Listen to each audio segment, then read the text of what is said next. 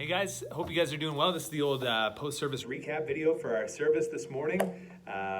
What's the date? September 13th. Wow, Sunday the 13th. So we spent most of our service this morning in a time of kind of prayer and worship, seeking the presence of God. And towards the end of the service, we did talk a little bit about kind of commitment and obedience to Jesus. This follows from last week as we were talking about putting our trust in God, which kind of comes out of intimacy with God, connection with God, relationship with God.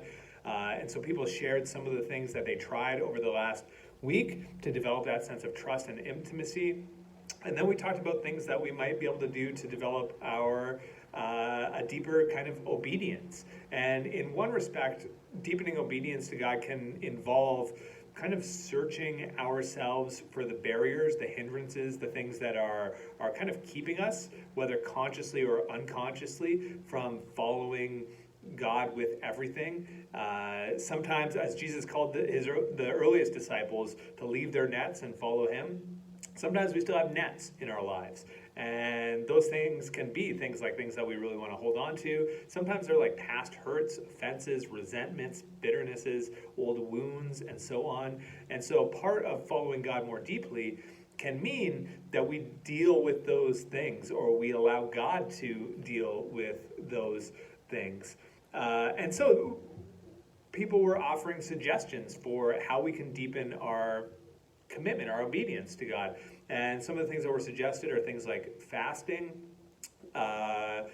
Somebody suggested an app by John Eldredge. I haven't used it before, but apparently you download it on your smartphone, and it's meant to do just that, to kind of pop up. It's called the 1 Minute Pause app, and kind of directs you to pause for a minute, to just re-center yourself under the call of Christ. I have this book in my library that I share with people, that I'll share with you. It's called Soul Feast. What's the subtitle called? An Invitation to the Christian Spiritual Life. I love this book because it's all it is filled with different spiritual practices that people have been partaking in since Christianity became a thing.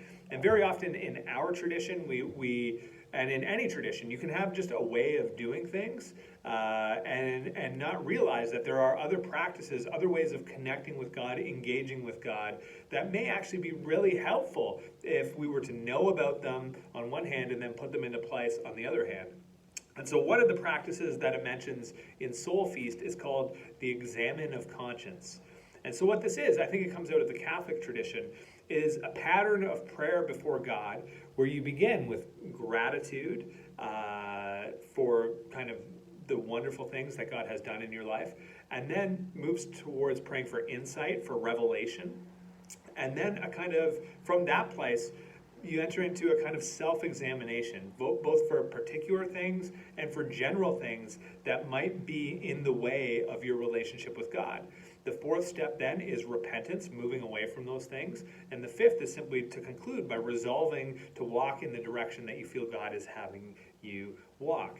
So I included in the email, as you'll see, a list of things that people suggested, but I would really invite you, if you haven't been able to participate in the Sunday experience and yet still want to foster, develop, deepen your relationship with Jesus, to look at some spiritual practices, some habits that you can develop that are aimed at deepening your relationship with God, strengthening your relationship with God. And some of them are suggested. Feel free to pick one. Try to practice it daily.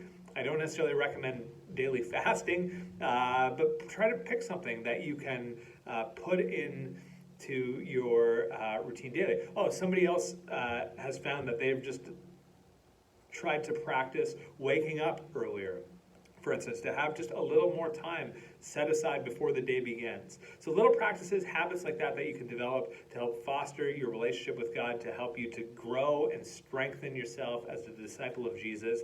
That's what we've been talking about, and that's what we're trying to do, and we'll continue that conversation next week. Reservations are open. Feel free to reserve a spot. come on out and check it out. See what we've been doing. All right, guys, I think that's it. Bless you guys. Happy Sunday the 13th. Bye-bye.